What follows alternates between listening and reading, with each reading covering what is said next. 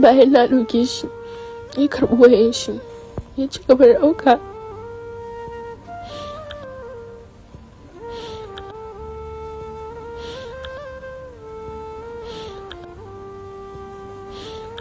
Bayan ya gama na tashi suka dawo da ni gida. Tun daga nan na zo ina roƙon bawan Allah na kan dan Allah ya goge. Zuwa kan shi ba daga baya ce min ya goge.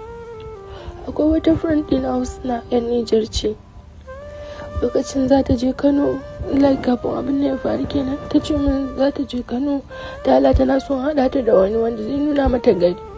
Na ba ta nambar shi ma na ba shi nata. Suka fara magana, daga baya ta ce min ita yaron bai yi mata ba. Ta ce min ina na samu shi, na ce mata ni wallahi ban sai a kai ba, kawai dai ni haka nan Allah ya sa min tsoron shi kuma shakkan shi. Ta ce min Allah ya kyauta.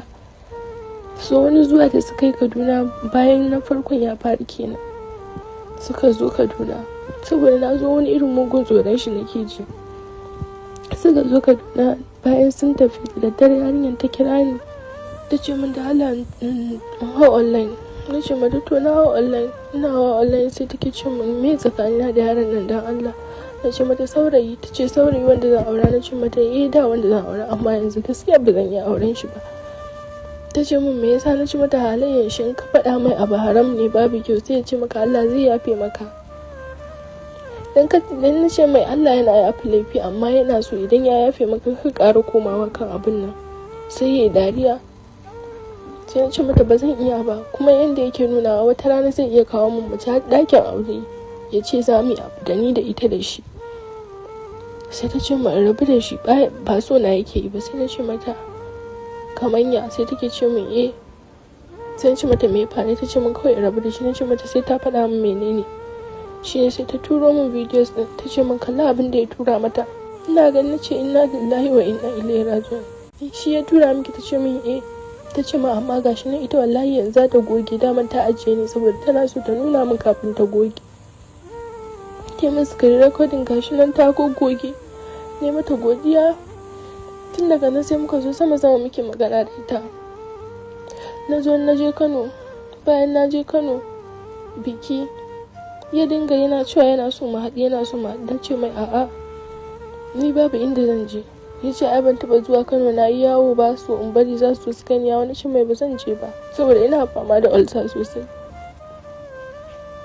Suka ce to za su zo gidan da nake, za su zo su gaishe ni a nan. Suka zo da shi da abokin shi. Ya kawo min wani magani, ya ce maganin ulcer ne na gargajiya. Sun so su kai min Kaduna time din wai ya manta. Karɓi maganin na sha. Tun daga nan na rantse maka da girma Allah ba wannan Allah nan idan zai kira ni ya ce min zo wuri kaza, wallahi ko ba na so sai na je. Kuma duk abin da za a yi zai ce min ga yanda zan yi. Kawai in ce mai to a wannan ne mahanin. Ya ce mai da Allah ka daina ɗauka na bidiyo. Ya ce min ai ba ɗauka yake yi ba. Bayan ya gama, tun daga nan da na dawo sai na yanke duk wani abu da zai haɗa ni da shi.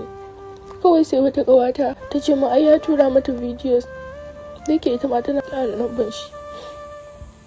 Ta ce ya tura mata. Bayan ya tura mata na kira shi, na ce mai ni ba san me na mai zaɓa hanyar ne ya tosarta ni ya wulaƙanta ni ba. Na ce mai mama na da ciwon zuciya, idan yawa ka ce mama mu zuciyarta ya buga ta mutu saboda wani abin ni na kashe ta.